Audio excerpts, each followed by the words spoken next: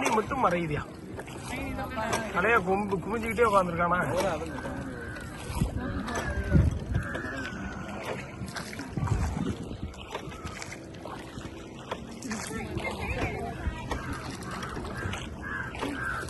இங்க பாருங்க எல்லாரும், ரயில் இங்க பாரு.